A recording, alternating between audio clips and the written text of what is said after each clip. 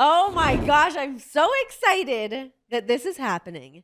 AJ Lee here on the sessions. It's been a minute since you and I have done an interview. It has been. I think legally I can't use the name Lee. So it's funny. When I put the notes together, I was like, AJ Lee, AJ Brooks, AJ Mendez. AJ Mendez. Do you hyphen it? Is that a real life question? I was going to, and I'm just very lazy. It's Yeah. AJ Mendez.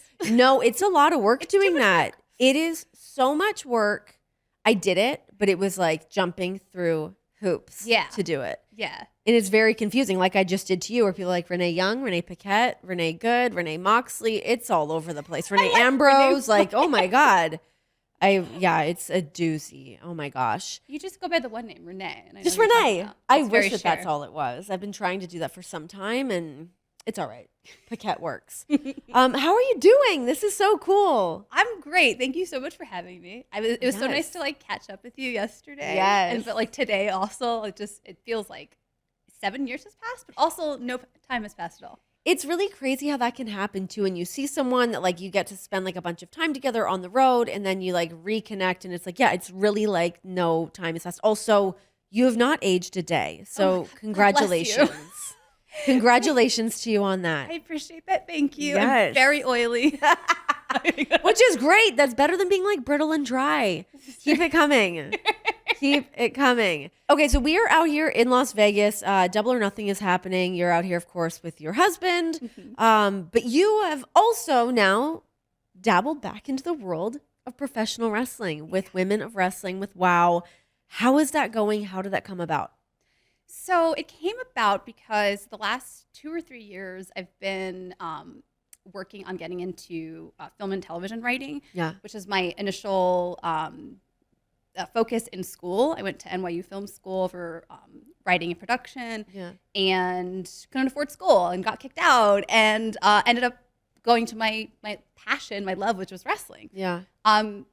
Then when I retired from that, I took sort of like the circuitous route to get back into it. And started a production company. And through that process of being a producer and a writer and a wrestler, it seemed like the perfect fit when WOW was looking for that person, and a woman who knew wrestling and also knew how to, write and produce.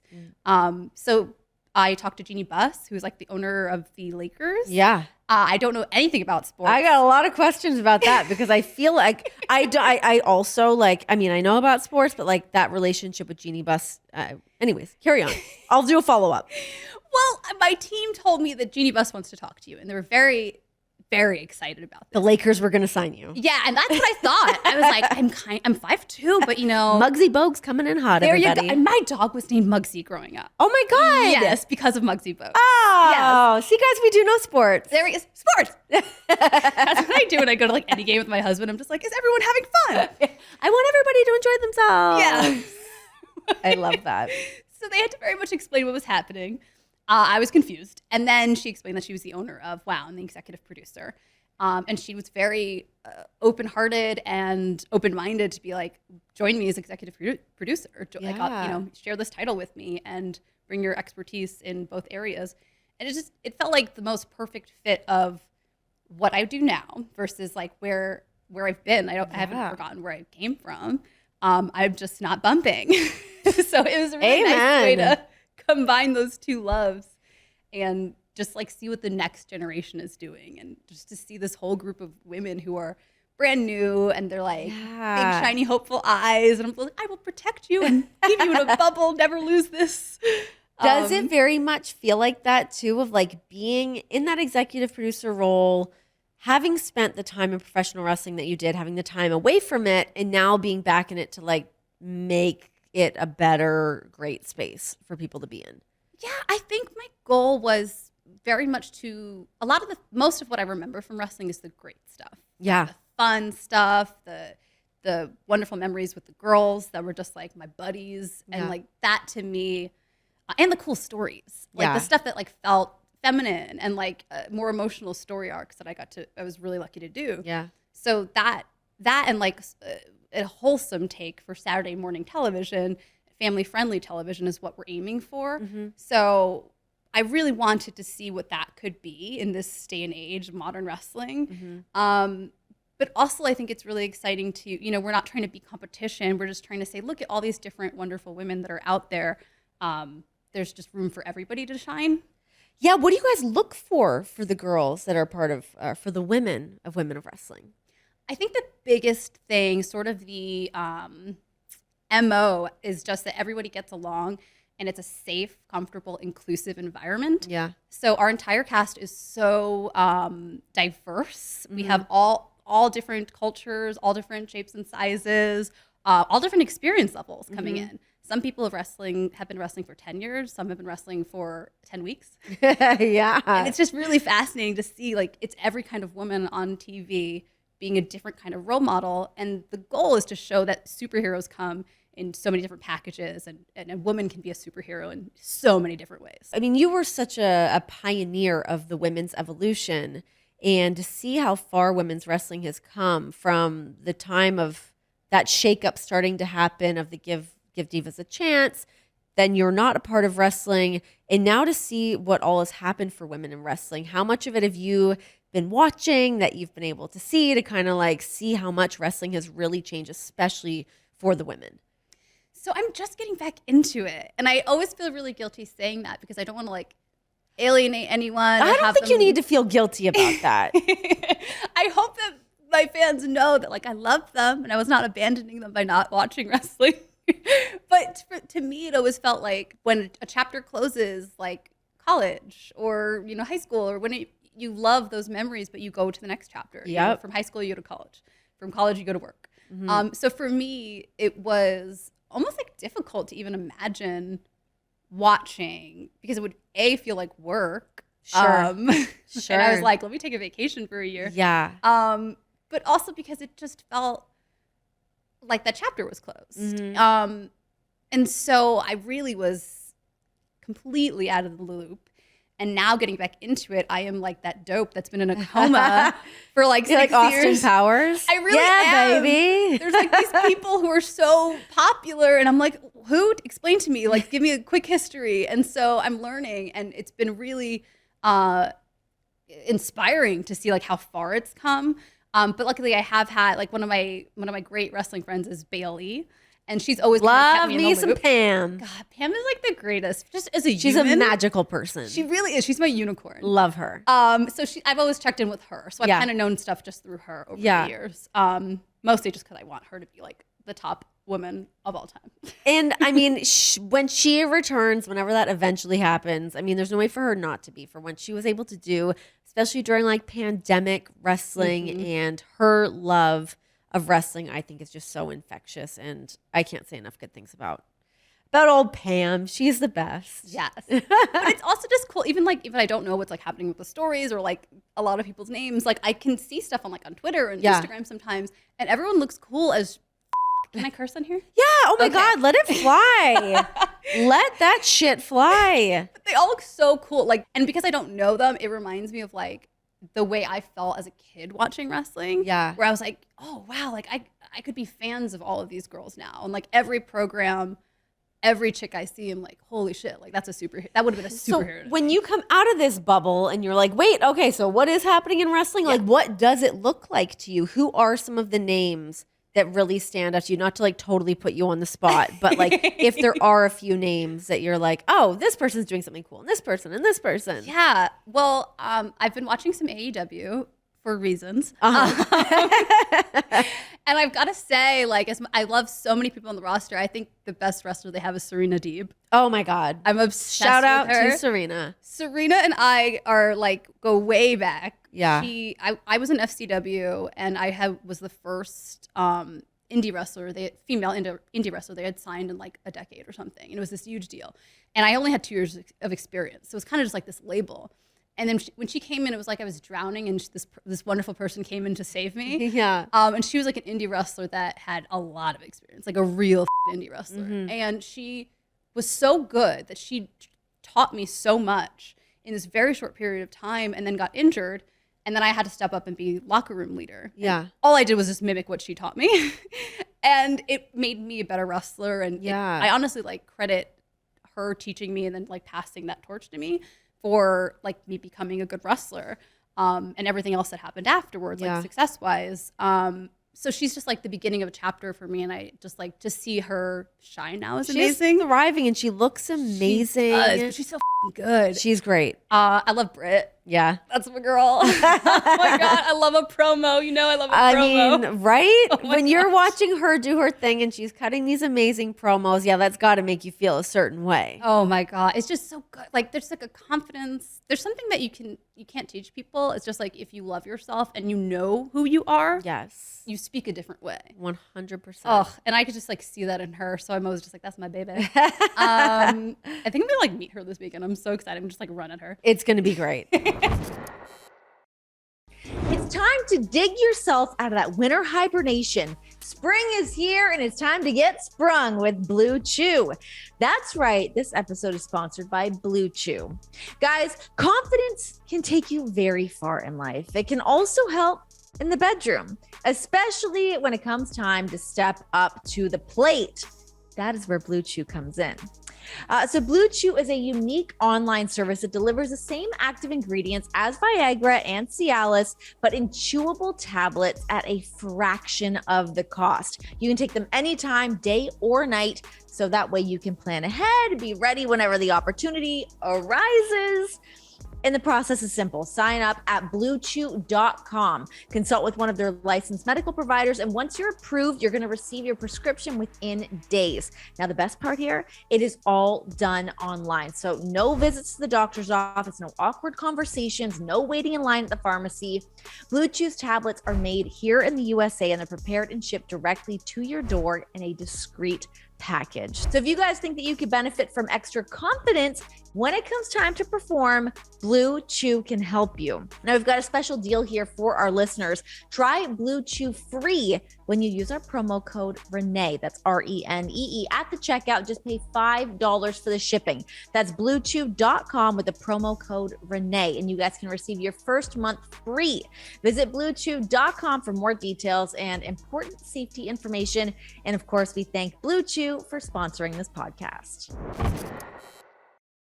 Does it feel weird for you being around an event like this weekend where like not that it's like a WrestleMania weekend, but like when there's fans everywhere and you're like really kind of in that wrestling bubble. Are you feeling that right now? I'm like hiding everywhere.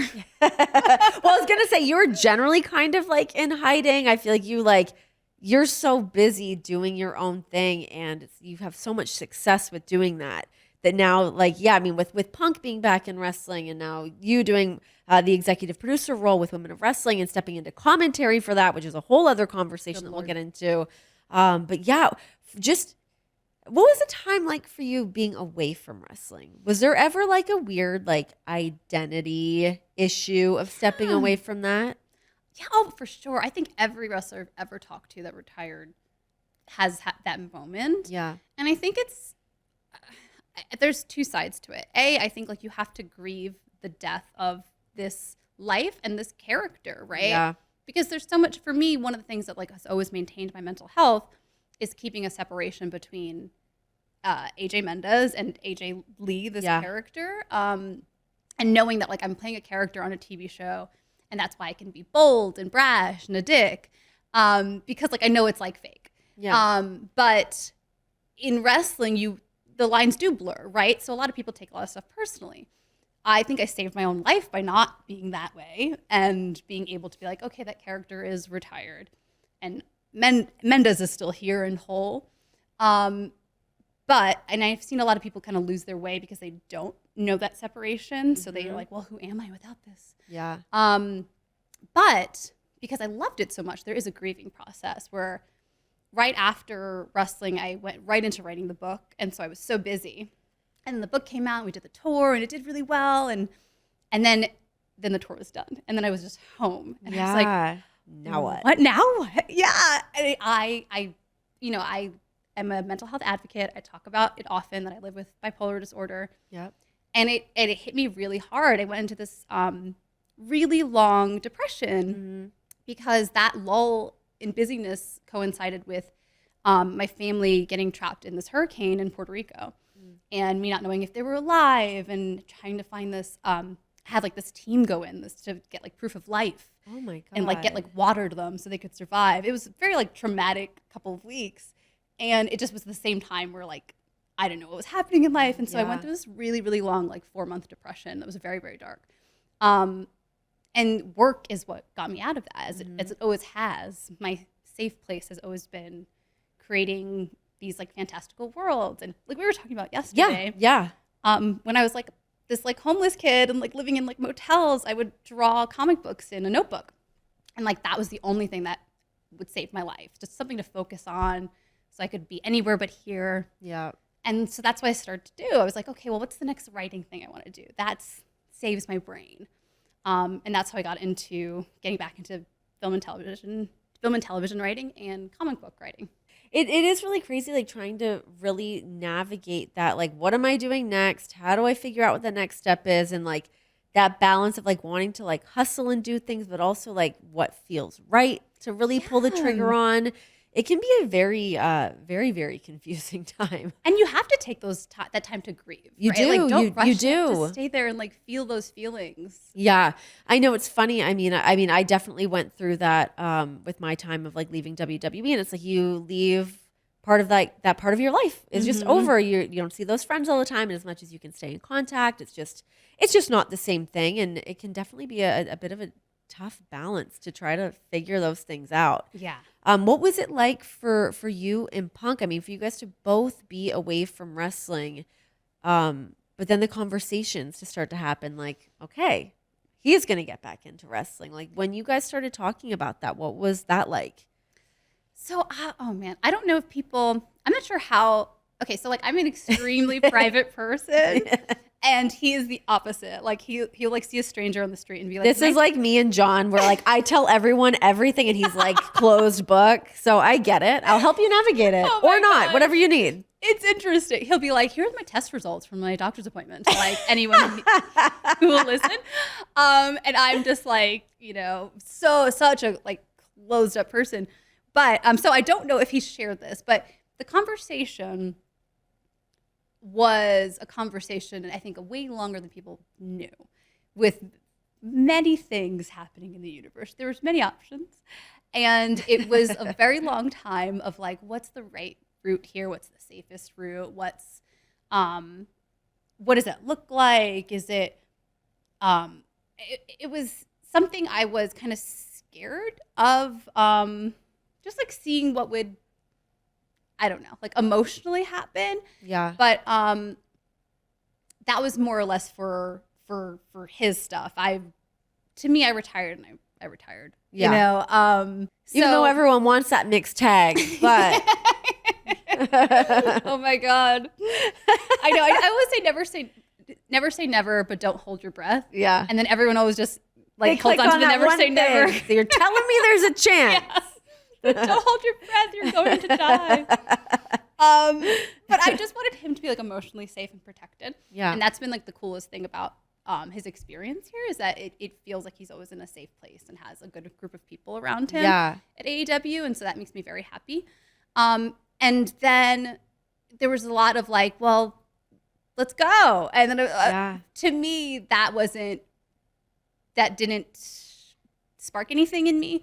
But the combination of wrestling and writing, wrestling and producing, that was like the more comfortable and more exciting because it was just a challenge. It's something I hadn't Seems like a great fit. I love it. Like it checks all the boxes. So really I mean, how could you not, right? Yeah.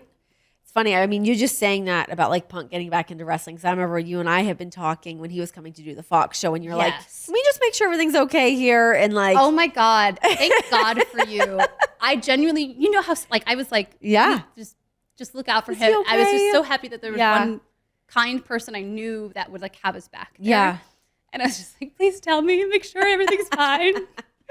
So I very much appreciated that. Of course. Listen, I mean, that was such a great experience for me, and it was such a great way to be able to reconnect and do a show. And obviously people were so excited to see him back in a wrestling space in any capacity. I'm sure they're a lot happier to see him doing what he's doing now. They want to see him put on his boots. But yes, I mean, it really was great. But that was, we had an open line of communication with that, of just like, let's just make sure everyone's okay. And Yeah, it can be such an emotional thing, and there's so much more involved in it rather than it's not just going into a job and accepting a job. There's just so much more kind of at stake with it, especially on like the emotional side when you've been so invested in doing something for such a long time. It just adds that other layer that can make it feel so like, ugh. Yeah, It's scary. You don't want to like. Well, side note, but I've said this too, but it needs to be documented. You and him are like the great, and Soraya. Yes. We're so good together that like the three of you need a show together. Listen, just putting it out there. I'm ready to go. We're ready. We've got the studio. We are set up here, ready to go. It was magic, you three. It was a lot of fun. But yeah, I think it also you don't want to feel like I always felt like so great about like the timing of when I retired because you never want to be the last girl at the party. You want to go out on top. Yes. And so like that just everything felt so perfect and like tied up in a bow. And I know his experience is different. Yeah. And so to me it was I didn't want him or me with anything to feel like you were like that person going back and hanging out with like high school kids and you're like, what's up, young kids? What's happening, fellow kids? Cool, riding on a skateboard, like yeah. Yeah. So I was hoping it wasn't that, and it seems to not be. Does it feel very much so? I mean, you guys both have very much like your own careers, your own things going. Is that not that that's necessarily done by design, but do you think about that? Because I feel like John and I are very much like we do our own separate things. We don't really collaborate on much together, really ever. Yeah. Are you guys are the same? I think he is. He'd probably love it if we could collaborate on stuff. I'm like, to me, I feel like I don't want to invite people into my marriage. Sure. So like I never post about it. Yeah. I never, and like so everyone's always just like, do you not like your husband? And Yeah. it's like, well, you're not invited into this house. Sorry. Yeah. But he's the opposite. And Yeah. so like that is interesting. And I appreciate that very much from him that he's like, Yeah. it's adorable. But to me, I'm just like, in my book, I wrote like, I said a little bit about the time we got together, and then I wrote, and the rest of our story is just for us. And I meant that. Yeah. Yeah. So yeah, so to me, working together is almost like cracking open a door and inviting people in. No, it's 100% true. And it's funny because I remember John and I were in like a little bit of a similar situation with that when we did do like a tiny bit of a storyline in Really? WWE when it was right after we got married. And it was a thing with Miz and Maurice where like Miz said something to me and I slapped him in the face. But anyways, it was really a thing that John was pretty uncomfortable with because he didn't want the same thing. He's like, this is going to turn into one of those like gimmicky things where now all of a sudden we're like this wrestling couple and it's going to just be weird and it's going to become a very muddy gray area and someone's going to say something very personal on television and that's weird. Yeah. So I totally get it. But I remember at the time being like, oh, this seems kind of fun. Sure, why not? But then when you really look at what the bigger scope of that is and what that really means for your relationship, for your personal life, and like really wanting to keep things private because it is just for you. Mm-hmm. And it can be, it can be a little bit hard to navigate that sometimes, I guess. Yeah. So anyways, I'll stop asking you questions about. The same kind of goes for like social media in general, right? Sure. Like people want this like invitation into your home, into your bedroom, into what you're eating, into like what you're wearing every day. And I don't do that. And people are like, why don't you share anything? Yeah, like what is wrong with you? You did, however, drop the photo of the abs the other day, and I'm still hung up on it. I had not seen you for like 6-7 years, and I was like, can we talk about this photo? I literally had like just spotted you in the crowd, and I was like, we need to talk about the abs. Oh my gosh. What is your like workout regime? How do you maintain this physique without having to take any bumps? What is going on? Well, I will preface it by saying the first year of the pandemic, I did not work out for a year. Good for you. Oh my God. Well, I wanted to learn how to write. And so I went back into my old books from NYU and I like went to the College of Amazon and ordered all these books. Hell yeah. And I entered writing competitions. And I just like was like, I'm not going to do anything but write. And I also learned how to bake. And so my girl. Yes. So being sedentary Food and literature and eating sugar, I gained a lot of weight and I loved it. Like Phil loves it. Like I just like. What is with dudes in that? I don't Dudes understand. love that. When I was pregnant, John's like, come here. I'm like, okay. All right. Calm down. But it was like delicious and amazing and I loved it. And then I realized I had to come back to television. And then there's another project I have to I'm doing on television that I can't talk about yet. Oh, but so it was like kind of at the same time. But it was two things at the same time. I was like, I should maybe get into shape. To me, diets never work. Really, really hard training programs never work because being someone who lives with bipolar disorder, I'm really, really prone to addictive tendencies. So I can't go like 100% anything. Yeah. I'll just swing the other way really hard. Mm-hmm. So I have to do everything really moderately and like kind to my body. I never want to be mean to it. If I want a donut, I'm going to eat the donut. I just serve it. Hell yes. But what gets me into that shape in particular is high intensity interval training with weights. Mm-hmm. And then I'll just do like moderate carbs.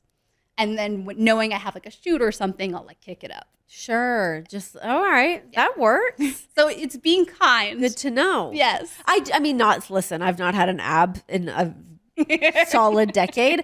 But you look amazing. Thank you. Thank you. I'm trying to you grow a person and your body changes and it's great. I actually do really love it. Like even like changes in my body, I'm like, yeah, you got to be kind to yourself. Yeah. It is what it is. I'm also 36.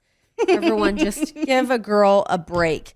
Okay, so when you were writing your book, what went into putting your book together? And as someone who is very private, how was that for you putting all of that out there? Oh my God. Terrifying. The most terrifying thing I've ever done in my life, the hardest thing I've ever done in my life. They gave me like a word count, 100,000 words, go.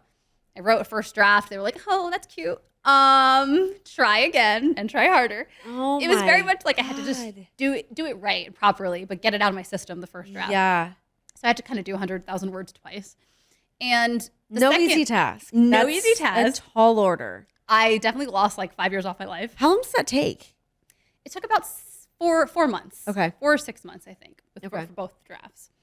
And I remember offering that to them. They were like, how long do you think it'll take you?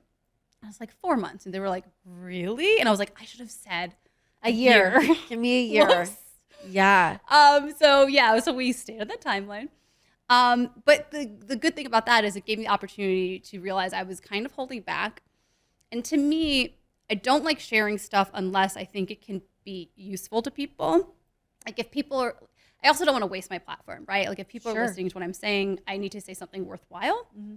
And so that was sort of my move after wrestling, was like Twitter and all this stuff isn't character stuff. It's like, it's me and it represents my mission statement and my values and beliefs. So I kind of needed to put more of that into the book. I added a lot of the mental health journey, which I was not going to do the first round. I was very scared. I was going to like tiptoe around it. Yeah. I got real dirty with it, like as like ugly as I could get with it, like to show the truth and show that you can survive a lot. It's just, everyone has a mental health journey.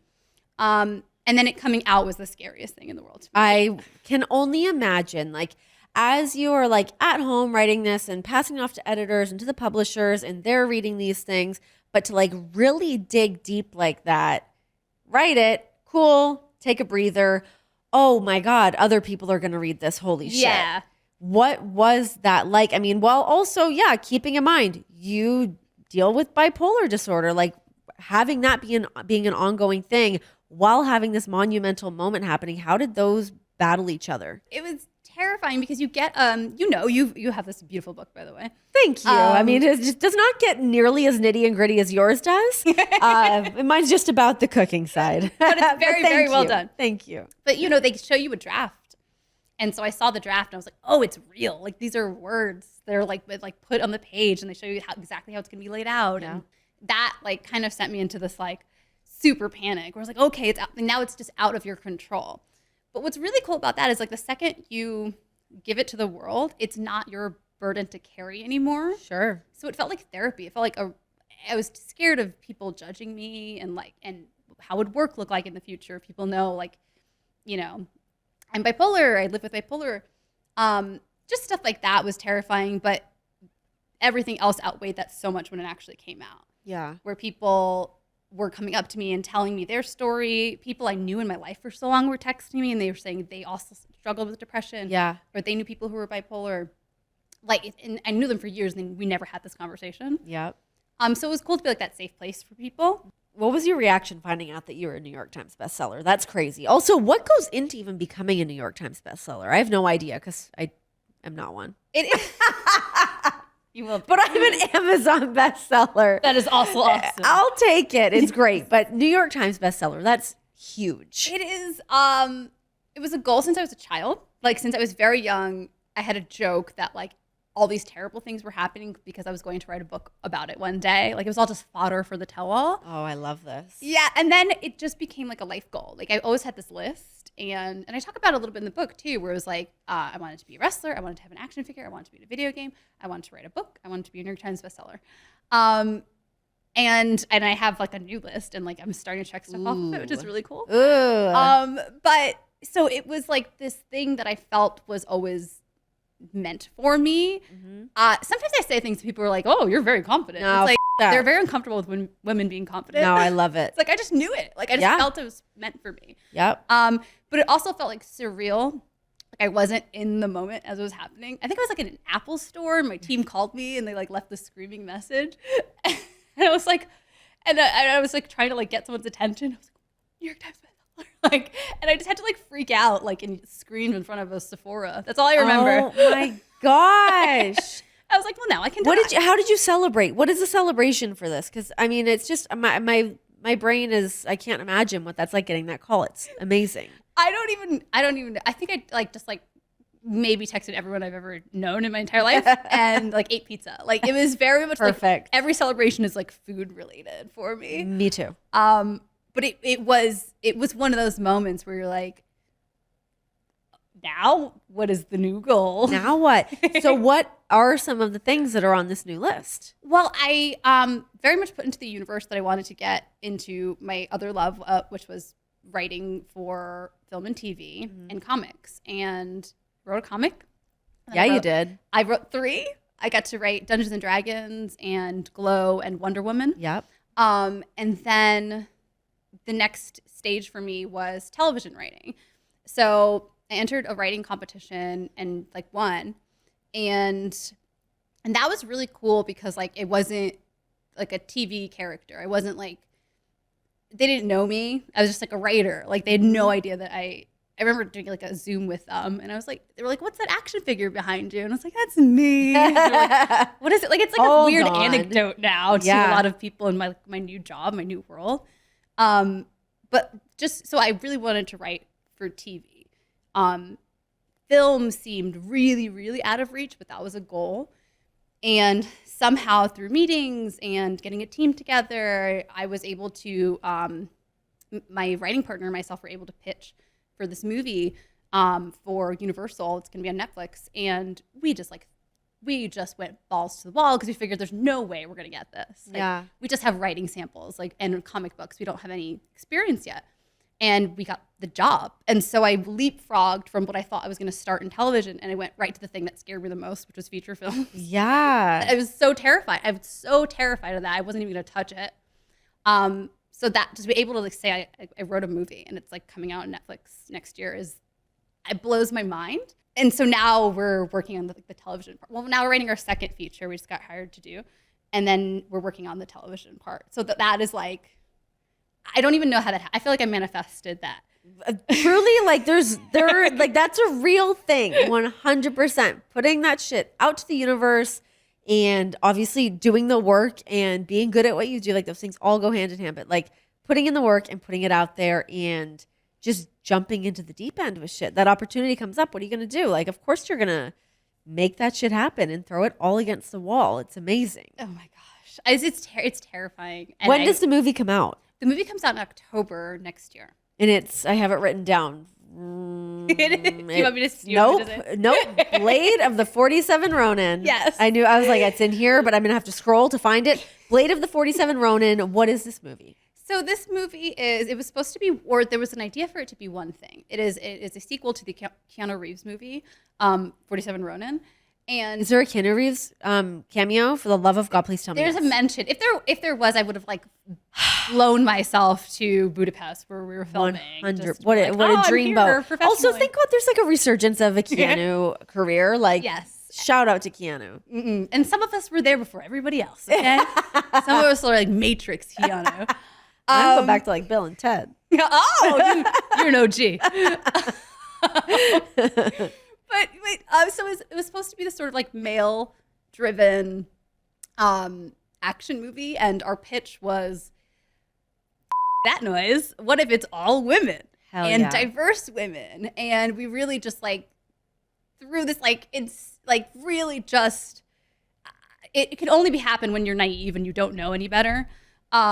Just to throw something out the wall that way. And because it was so opposite of what they were thinking that they were going to do, that's why they liked it. There's something so special about that though too, like having that naive mind coming into something and you don't have any of these preconceived notions about, oh, I'm supposed to do X, Y, and Z. It's like, no rules, trying things out. And that's like that breath of fresh air for everybody else to be like, oh my God, yes, this is a thing that we've been dying to do.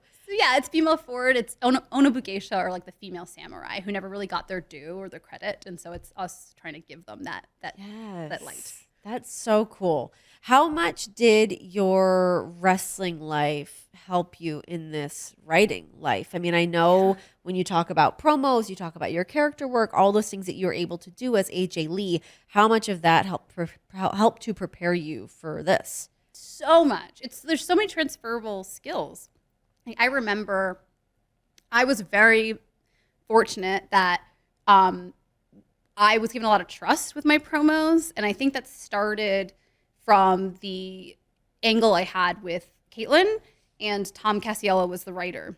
And Love me some Tom. He's amazing. And he very much was collaborative. And so we would put promos together as like this group. And then I remember we had this really big promo where I'm like revealed as her secret admirer. Oh, I remember that. Oh my God. And it was so cool because I think it was Tom, I wrote a first draft of it, sent it to Tom, and then Tom gave it to Stephanie McMahon. And then she did edits on it, and then she and I sat down together and like practiced it. And like I added these edits in and stuff. And it was just so cool to see, like she had a lot of writing experience. So it was like this mentorship for the whole arc with me and Tom, and then that one particular promo with me and Stephanie. And I was given so much freedom of like, this is every insane thing I want to say. Like, can we do this? Yeah. And they just let me do like my whole promo. And it just, that feeling of like, I wrote this, like I envisioned it, and I wrote it, and you like let me put it on and TV. You go and like perform it. And you then write it and perform it. Oh my God. And we were terrified because this was a time when women didn't get to talk ever. Yeah. And so I remember we were shitting our pants because we were like, they're just going to do the Austin what chant the whole time. We legitimately said, like, we had a game plan for what to do. And Stephanie was like, just talk over it. Just like, we all thought it was going to happen, and it didn't. They were listening to us talk. And that's when I was like, oh, I know how to get people's attention. Yeah. And so from there, they trusted me to like write my own promos. And I'd get like bullet points, or they just give me like 5 minutes, just go, whatever. And there was so much trust there with like Vince and I that I realized like I knew how to like work a crowd or write something to like work a crowd. And then also when you're putting together a match, it's a story, right? Mm-hmm. There's a good guy and a bad guy. The good guy looks like he's, not going to do so great. That you got that cutoff. That very much is like the end of an act one. Like, oh, here's your problem. And then there's trials and tribulations, right? Those are your falsies and your false finishes, your hopes during the heat. That's act two. You know, and then it's like, oh, and then the back and forth. That's the end. That's the conflict. That's the big confrontation. That's your act three. So it's so much of it is the same thing as writing. Yeah, yeah. So I took all of those skills and I felt prepared for it because I knew what a live audience wanted. So I do feel like I had a leg up. As they say, wrestling is everything. It really pertains to absolutely everything. What promos are the ones that you were the most proud of? Oh gosh, that one, because I wrote it. The pipe bombshell, of course, that was named by my husband. I love that one. That one. Did you feel like did you really know the gravity of what that moment was going to be? No, I really didn't. I remember I got like bullet points from Vince. Like that was our thing. Like he would give me bullet points and then just trust me. And then I remember I came to the back and he gave me a kiss on the cheek and he said, great job. And then he said, don't pace as much in the beginring. That like just like be a little bit more like steady in your feet. And I was like, oh, that's your only, okay. Done. Planted. Yeah. And so, but I remember we had that kind of relationship where he was always like very proud of like the promo stuff. so I was just like, oh, I did a good promo. and I had no idea like everything that would happen after, and it would cause like 6 months of like pay-per-view title matches. Yeah. Which I thought that was my favorite part of it. It was like we got to do a story for every single girl, every single pay-per-view after that. Oh, and then I think Caitlin and I have a really dumb one like backstage that we wrote. Okay. It was just like us being idiots together. I really enjoyed that too. There's so many. I really just liked being this like dick character. I mean, everyone loved it. But why do you think that your character worked so well? And at that time when it was just so different from everything else? I guess it's a hard question to kind of answer, but say whatever you're going to say. Why were you so great? Oh my God. Can I be amazing at you? I don't know. Like, I just got really lucky. It was a combination of being a fan and knowing what I wanted to see, and it's just not being there yet. And a lot of that is the same mission statement that we have for our production company is, you know, we grew up feeling like we wanted to see certain things on television. I wanted to see a certain woman in wrestling. And I waited and I waited and I kept watching, and I was like, well, fine, I'll do it. You know? I'll put myself on there. Yeah. And I think that was felt by a lot of women watching, that just like to feel like they were represented, to feel like it was more accessible. Like they could do it if I could do it, you know, like a average chick, like it wasn't big, wasn't a supermodel, wasn't busty, like busty. Is it 1940? A busty broad. A busty broad. Yes. I love the term broad. Nobody uses that nearly enough anymore. This broad over here. Gotta get Emilio to say that with his New York accent. Really adds a little stank onto it. New York, Jersey, yes. Okay, we're friends.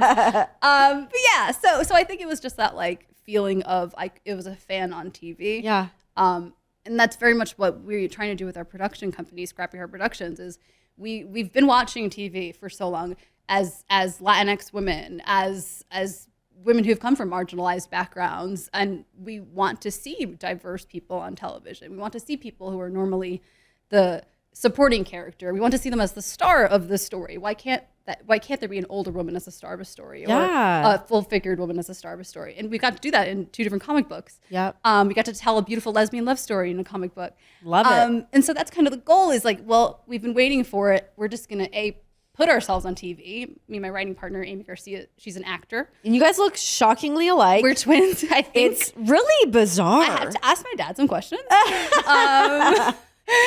But, you know, so we put ourselves there first, and now we're doing that for the next generation. Yeah. And so I think that's what people connect to, is that we just want to see ourselves on screen to feel like we belong in the world. What was it like for you, being somebody with bipolar, playing a mentally unstable character on television? Was there ever times that was weird for you or uncomfortable for you? Like how was that? Definitely. I think that's one of the reasons why I really wanted to write the book, but also name it Crazy as my superpower. Mm-hmm. I felt like I did a disservice to like my mental health community by like hiding in plain sight for so long. But I was proud of the fact that along the whole way, even though I was like hiding and it was a secret, anytime there was something I felt uncomfortable with, I very much like spoke up and was like, we need to take this more serious, and it needs to be creepier, and she needs to be like a darker character, and not like make fun of it and make light of it. There needs to be like a danger to it. Yeah. And so I really fought for that. But it did feel like hiding in plain sight. And so I felt like I kind of owed my fans and like my mental health community me to come out and then say like, it's okay to, I'm not going to change people's like lexicon. They're going to always call things crazy, but I can take that word and twist it and use it as power. Yeah. Let's just get into the like being diagnosed with it. When you finally got the answer of it, what was that all like for you? It is both a relief, and it also is a little bit of like a scary, like you're about to go down this road that you don't understand what's waiting for you down there. And you know it's going to be a long journey, and you know that every day is going to be some sort of battle, but at least when you have answers, you're prepared. Yeah. So it's like going on this like hike, but you've got a backpack and you've got supplies, and you know, that's kind of what it felt like. So I was relieved and also scared. But you were 20 when you got diagnosed. Yeah, I was right? around there. Yeah. And I didn't respect it the way I needed to. At the beginning, it definitely was this thing that I needed answers for because I was a suicide survivor. And then I had answers as to why that situation happened and how I could avoid that. And so at first I, really went down the road and took it seriously. And then what happens a lot with people who struggle with their mental health is they think they have it under control. And they're like, oh, it's fine. I'm fine without my medication. I'm fine not going to therapy. And I very much did that. And I always had something to keep me distracted. Mm-hmm. But I would have extreme highs and lows and wasn't taking care of myself the way I needed to. And so I've recently talked about it in an interview, but I've never really gone super in depth until my next book about there have been other attempts. And it's just part of the journey, unfortunately. Yeah. And it's just it's something I live with every day. I have to make the choice to live every day. Yeah. And just having the tools necessary and respecting my mental health enough to stay on top of my treatment program. Yeah. And just know what my triggers are. The best thing for me is I know that it's not me, it's a part of me. And so every time I feel certain symptoms, I'm like, this bitch, Jean. I've named her. Her name's Jean. Jean. She's a shady bitch. And she just, but she lies. And she is not, she wants me to feel a certain way. And so to me, that's what helps me is to know it's a dark day. It's not me. It's something outside of myself. When you know that you're having one of those dark days, did you have a system in place for all right, this is what I'm going to need today to be able to cope, knowing that this is around the corner? Yeah. And I try to not be too prescriptive because I think it's different for everybody. Sure. But I think it's a lot of trial and error. I've literally done everything holistic. I've done medicine. I've done everything under the sun, and I found the cocktail that works for me. Yeah. So I do have a thing that I do when I feel that way. And the most important part is knowing that it's happening, where I'm not just oh, I'm sad and this is how it feels. The world is terrible. I know it's a depressive cycle now. And that only comes with experience and treatment and going to doctors and talking about it and being very open so the people around you know to just look out for it. Yeah. I tell my husband all the time, it's a dark day. And he's like, all right, stay in bed. Yeah. So that's kind of the game plan now. What was it like for you being on the road and having that grueling schedule while dealing with all of this as well? I can't imagine what that's like while also having to go, here's your promo and SAG 1 and you've got this and blah, blah, blah. That's a lot for anybody. So to be in that schedule for as long as you were, how did you do that? Oh, gosh. I would just cry in the bathroom a lot. Love a good cry sesh. It was really interesting to see the closest people around me not knowing. Yeah. And would just be like, are you okay? I remember Celeste, Caitlin, was actually oh, it all makes sense now. That one time we went to a gym and you were like, I'm going to stay in the car and cry. Oh, God. I was okay. But yeah, it was just moments like that. And especially, the last year was just so complicated, and yes, and I was a champion, and it was all these great things, and I got married, but it was also there's just so much going on. It's a lot it's a tornado of emotion for your mental health. So it was a juggling act, and I don't know. I have no answers for how I survived it. I got lucky. I talked in an interview. I don't want to get too dark on this, but I talked in an interview about going to a hotel, and my plan was. That was it. Yeah. And I ended up calling. I couldn't get through to a hotline, and all I could remember was 311. And I called 311, and a man 311 saved my life. Wow. Just talking to me. Wow. And I was in a hotel with the Divas Championship in my suitcase. That's so you never know. You who's never struggling. know. You really never know. It's just so yeah, you see this powerful woman so in control of yourself, of your character. That's what I saw of AJ Lee. So to imagine that you were not feeling that same way, I mean, it's really, I guess it's great of you to be able to put that out there for other people, for them to understand. I know obviously this is a big thing for you to be an advocate for and to be so open about it, but you just never know what You people really are going don't. through. To give people grace. Yes. Check in. Especially ask if this they're day and okay. age, like shit, man, we've all got so much stuff going on all the time. For real. Give people a little bit of a break. And I will also say, if you're struggling, there are so many wonderful hotlines that I would like put them in your phone. I believe it's 1-800-273-TALK. Put that in your phone so you don't have to search for 311 when you're alone. Yeah. You never know if you or someone you love might need it. But just reaching out and like telling people there's something wrong, like that was something I had a real trouble with doing. Yeah. And now I don't. Now I'm like, I need help. Help me. What is it like being on the other side of that when you're not in that dark mode and you're like, whoa, that almost happened and I'm okay today? What is that feeling like? I don't, it's kind of like a car going past you and you're like, whoop. Yeah.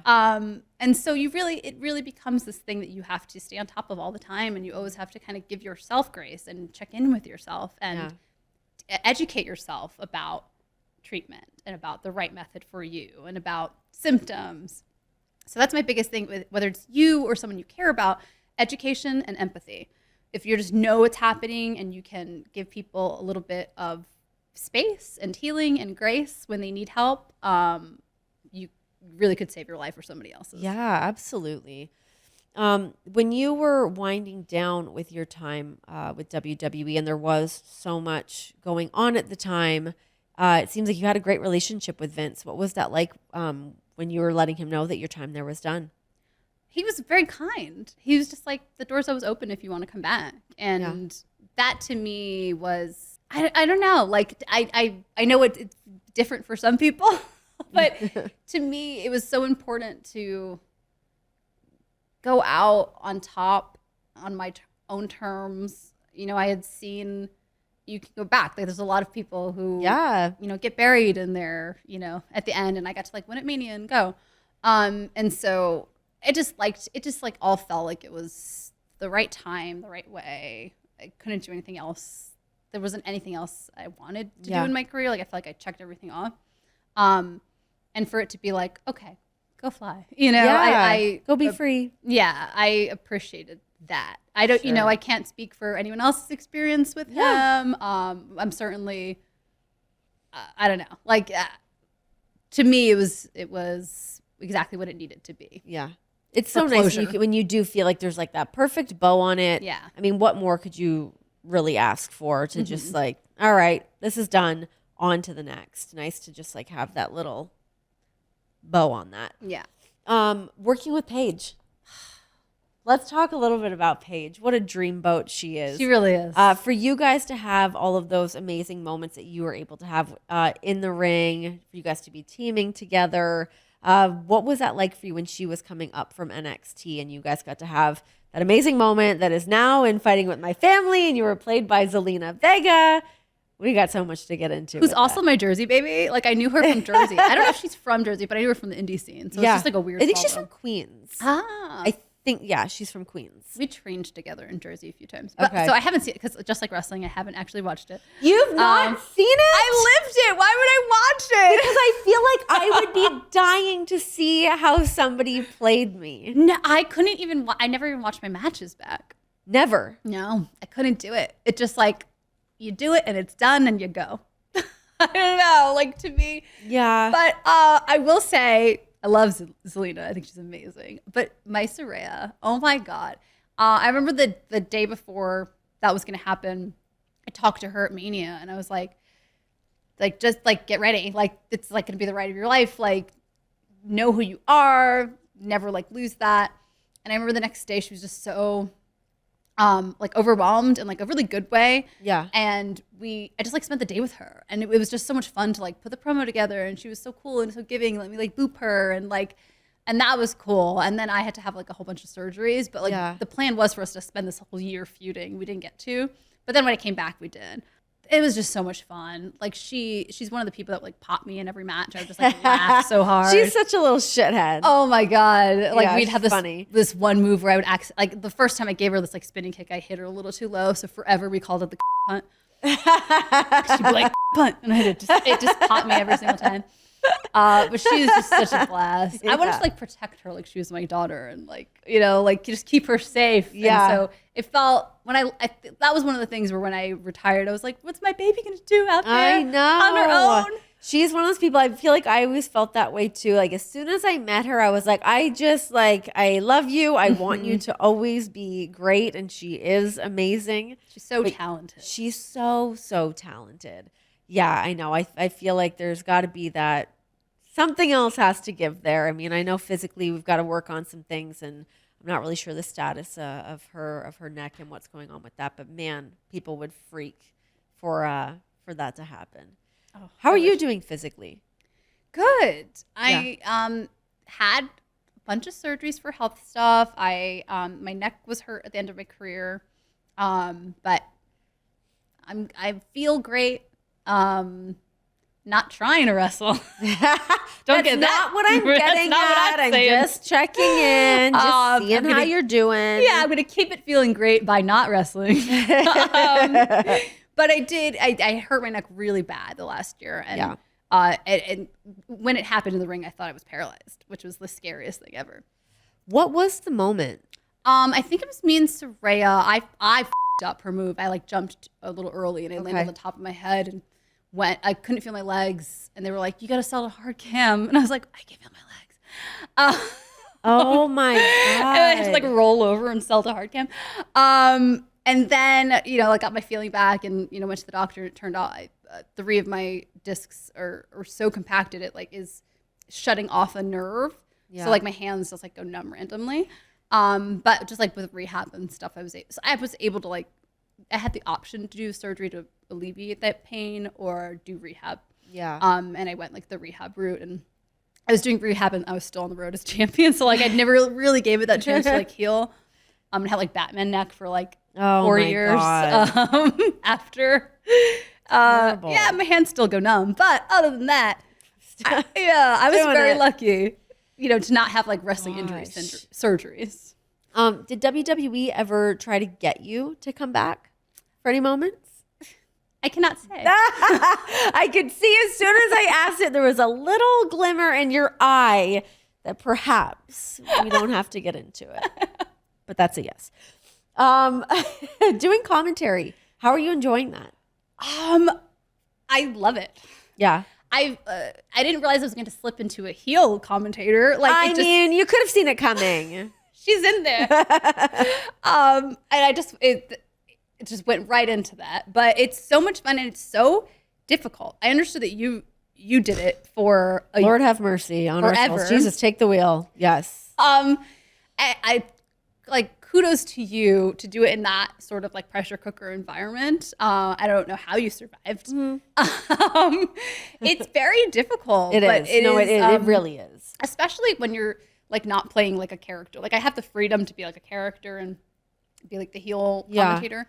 But to be like a straight man, I feel like that seems really difficult. Yeah. I mean, it definitely, like I could go on and on about things that I found difficult about that. But I do really respect when people can go in there and are awesome at commentary, because it's like, what a skill. Oh my God. Especially in professional wrestling. And I feel like that gets lost on people sometimes. They're like, oh, you're just calling what you see. But it's like, no, you're not. It's storytelling, and there's the heels and there's baby faces, and someone's talking about one thing and the other person's got to protect on the other side of things. Like, and then someone's in your ear. Yeah, there's so many different moving parts to it. So when I see somebody, like, I will always say I think Corey Graves is such an amazing commentator. I think he does such a great job. And he always has been very good at that. It kind of pisses me off, to be completely honest. But for you to jump in there and do it, I mean, obviously you had your experience doing it with WWE, but now to be in, kind of this different role doing it with WOW, how was it this time around? I mean, it was... I think that was like to pull out where I'm not like talking about the girls in the ring in like a way that we're going to be at an angle at some point. Yeah, well, that's hard too, right? Because as much as you can do some character work, if there's no payoff for it. Yes, exactly. What are you really going to do? That kind of stuff out there. But it's been, I've also noticed I've very much leaned into this like maternal role where I'm just like, I hope everybody wins. Like, where I'm so proud and I find myself getting lost in the match because I'm just like, oh, they're doing so good. Yeah. So that we had a really great like first string of tapings, and I'm so excited to like go to the next one. How often do you guys tape? We're doing, I believe, 12 shows in this like 3-day. We're doing about 52 shows, but we do 12 in like a 3-day shooting session every like month. Okay. Until like every month and a month and a half until we get all 52 in the can. Wow, those are long days. Yeah. Really long days. Yeah. What is your relationship with the girls that are there that are, you know, figuring out wrestling for the first time, people that have been doing the grind and like the indie scene and whatnot, for you to step in there and as the executive producer having such a heavy hand in what the show looks like, what is it like for you kind of mentoring some of these girls coming in? Oh my God. I feel like the first thing I say to everyone, I'm like, wear elbow pads and wear knee pads and stretch before and after. Like, please take care of your body. Yeah. Like, that's the thing that's the most like, protect your body. Yeah. But I also feel like the need to like let people know it's a character. It's not you. Don't take stuff personally. And like a rising tide raises all ships. Like if you're all doing good, the show is going to succeed because of it. And that is really heartwarming to see them like really take care of each other and want to see each other shine. It's so cool to be in that role. I like not feeling like I need to, you know, compete for a title. Oh, right. It's nice to just be like, I'm not doing that anymore, but yeah, you can just observe from over here, and it's gonna be really cool. I'm doing the first season, and then we'll see how we go from there. Yeah. But, so I do wanted to see how much we can get done in this first season. Sure. And, you know, see where we leave it after that. So what's it like working with Jeannie Buss? And like, yeah, just like, what's your relationship like with her? She's just like, I feel like it's like cheesy to be like a boss bitch. I mean, like, she is. It's fucking Jeannie Buss. Like, she is so just cool and powerful and like kind of like takes over a room when she walks into it. But it's also really, really warm and inviting and very, very generous. Like she just wants everyone to shine and everyone to get what they need. And everyone to feel like safe. Sounds like Steph. It's very like it very the same vibes of like when the girls would be very comfortable talking to Steph. Yeah. Like if there was an issue, you could talk to her. It's that. And so it just to see what she's invested of like her own money in this program. What's her deal? Why is she so into wrestling? She is all about female empowerment. Mm-hmm. And I think that she was always intrigued by how women are part of this show that is so male dominated and is such masculine energy. And she was really interested in like, what does that look like when it's all women? When you're not just part of the show, you are the whole show. So just for her to like put her money where her mouth is has been really, really interesting. And to keep fighting for it to go from, you know, YouTube to Access to now Viacom CBS. It's going to be on 200. I just lost the word. Do you want some Dayquil? No, yes. Because I'll get you some. Markets. 200 markets. We're under bright lights, everybody. We don't know what's going on. Everyone just, it's being edited. It's fine. Oh, man. But she's really fought for it to go from YouTube to Access to 200 markets through Viacom CBS. Like, that's an achievement in this, like, short time. Oh, my God. No, it really is. It's cool to see, like, women really step up and get into that role. Have you guys had, like, some, like, real skull sessions where you're like, here's women's wrestling. Check out this match. Or maybe you should get eyes on this. What kind of stuff have you pointed her in the direction of to get her up to speed on women's wrestling? I think the where I feel like I've put my biggest fingerprint on the program is the inclusivity factor and bringing stuff up to date, just like modern wrestling, but also just like modern television. Yeah. And how we all want to feel represented and how we don't want to be caricatures of a culture or a type of woman or a job. We want it to be more relatable and but still keep it that vision that David McLean has of this like sort of glow spin-off. Yeah. And so it's still fun and it's still wholesome in a way that like, you know, families can watch together. Yeah. But in a way that feels a little bit more modern, I think has been cool. And also just to give the perspective of like what we want when we're wrestlers and, you know, what we're comfortable with and speaking for them in a way if they're brand new and they can't speak for themselves yet or they don't feel comfortable. Yeah. You know, I can speak for them. For sure. I can't wait to like check out more of this as it's like coming together. Like it seems like such a great thing and so many amazing people involved in this project. So kudos to you. And just like cool to see you back in like the wrestling world. I mean, I feel like the internet broke when you guys did that press release and it was like, wait, hold on, what's happening here? It was such a cool moment. I would like to circle back to film and television. What are your movies? Like the ones that you love when you are thinking like, I wish I wrote this. I wish I was a part of this. What are those for you? Clueless is the first one that to mind. Yes. Great soundtrack, by the way. Yes. Beautiful soundtrack. It's just a movie that it's hyper feminine and yet it is universal. Like men love that movie as much as like women do. What a great answer. I really was like thinking you were going to give me some like real heady artsy fartsy like film. On the Waterfront. Like a Marlon Brando. I thought there was going to be like some like really indie cool movie and I was like Clueless. Yes. But it's great. Clueless is like Clueless was one of the first movies that I really attached myself to. Like, love those characters. Again, the music from it. But yeah, good answer. That was one of the movies that kind of changed my life, where I didn't see like there was diverse characters on screen, and it was so funny and raunchy, but in a way that everyone could watch. And so there's so many jokes that went over my head that I completely missed. And it was just like a very, very happy place where wherever I was, I didn't have to be there if I could like watch Clueless. I probably watched it on like a VHS like 1,000 times. That's great. I could recite it. There was a point in our childhood when me, my brother, and my sister would like take turns reciting the entire movie. And then probably after that would be the first Spider-Man. Oh, okay. I remember watching that movie, and it is the first one the Tobey Sam Raimi. Yeah, and Tobey Maguire. Okay, got it. And I remember coming out of that movie, and it doesn't end happy. It's not like there's like not like a bow on the end of it. And it gave me the same feeling that reading X-Men, the Phoenix Saga gave me, where like, you know, Jean Grey sacrifices herself, and it's Chris Claremont's run on X-Men, and it is so bittersweet, and it left me with this like, oh, why does my heart hurt? Sort of like, this is not an ending. But so Spider-Man gave me that same feeling. And I like vividly remember looking up at the sky, and the moon was so big, and I was just like sad, and I was like so young, and I didn't know what I was heartbroken for. I didn't know anything about love. I was like 13, but like I was like, oh my God, they're not together.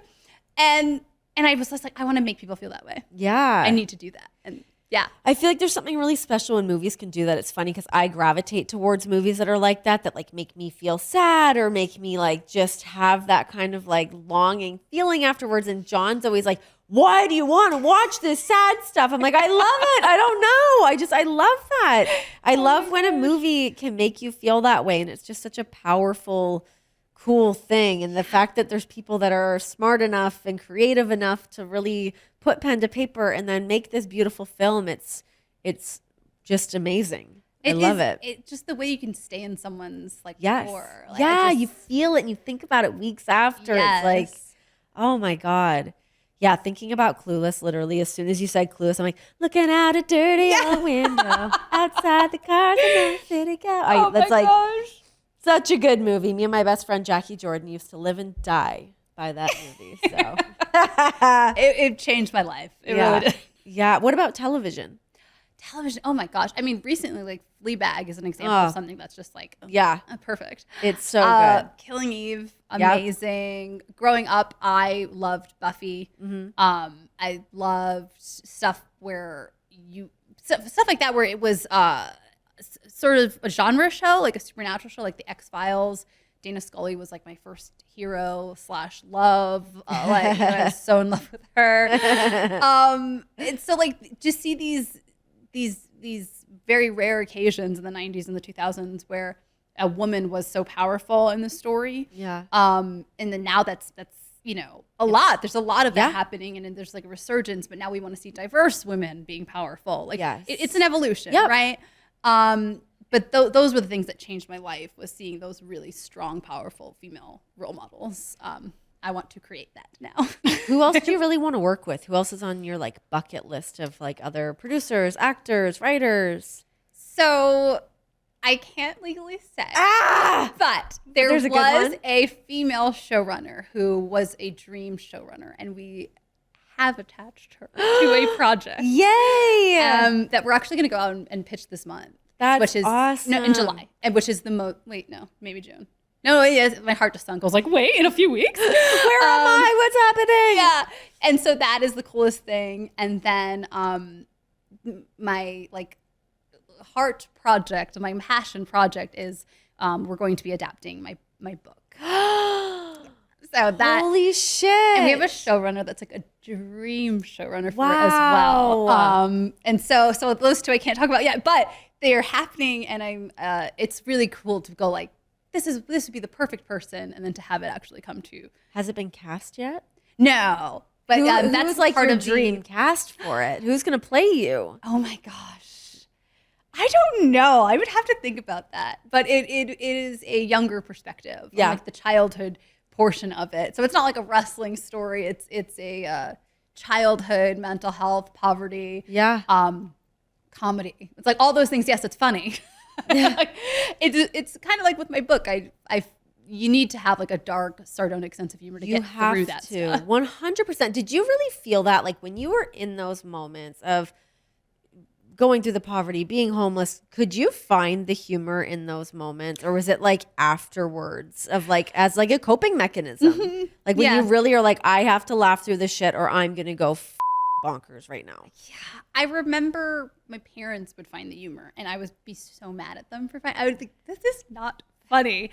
And then in retrospect, you find some stuff is really hilarious, like having no food, and then you have food and you drop it and the dog eats it. Stuff like that. Like that's funny to me now. Not so funny when you're hungry. When you're hungry, that shit ain't funny. But I think that's the only way to survive it. Yeah. And also, it is a way to be able to give other people the permission to talk about subjects that they would be uncomfortable talking about, or truths they would be uncomfortable exposing. That's a really good point. Yeah. Make it funny. And then it's not so like after school special. Like we have to whisper about it. No, it's like, it's approachable. Like I survived it. It's fine. You can survive it too. Yeah. No, it's really true. I mean, I think when conversations can be so heavy, you're like, well, I guess I'm just going to avoid it and not talk about it because I don't want to like say the wrong thing or, trigger something. Like there's so many different layers to that. So yeah, I think being able to like, just to have a conversation about it, because it is so important to talk about all that stuff, and God, finding humor and all the horrible things really helps us all just get through some shit. 100%. Well, AJ, I really appreciate you coming out here. This has been so fun. I feel like I've taken up a bunch of your time asking you a million questions and having brain farts because I'm on Claritin, Dayquil, whatever I'm on. These damn Las Vegas allergies are taking me down. But it's so nice to see you. I mean, for us to not see each other for so many years, and we got coffees the other day, and now for us to sit down, it's just really nice to see you killing it. Thank you so much. Thank you for having me and for letting me chew on your baby the other day. Oh, yes. She's it. She's the most delicious little thing. She's very chewable. She's got a lot of meat to give out. Oh my God. Well, chunky little thighs. You've always been amazing, and you're always so kind back then. And just to see you like good people shining and like succeeding it's very heartwarming, and I appreciate that. It's the best. Likewise. I'm feeling it. I'll let you get back to whatever it is you're doing out here in Vegas. Yep, a little Larry. Hanging out with Larry in Vegas. Take Larry don't take Larry for a walk. It's too hot. His poor little paws. Oh my God, it's like a 10 p.m. walk. Trust me. That's what we used to have to do with Blue. It's like too hot. I'm like, buddy. All right, guys, we're out of here. Thanks for listening to the sessions.